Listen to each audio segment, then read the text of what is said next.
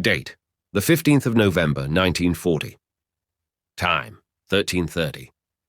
Unit: 605 Squadron. Claims: 1ME-109 damaged. Report: I was flying number 2 in yellow section at about 25,000 feet when we sighted the enemy immediately below us at about 20,000 feet. We dived to attack, and I selected an ME-109 at which I started firing from 250 yards, one-quarter attack, which rapidly developed into an astern attack, during which time I was firing continually.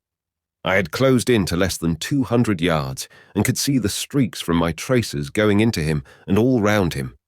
He then disappeared into cloud, diving very steeply and smoking profusely. I had used practically all my ammunition.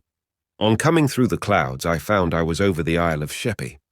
I could see nothing further, so returned to base and landed at about 1400 hours. Signed, A. Aldwinkle, Pilot Officer.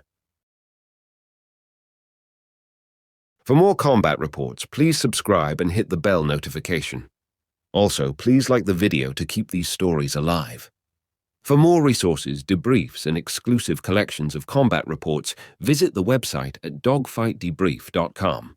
Another combat report up in 5, 4, 3, 2, 1. Now.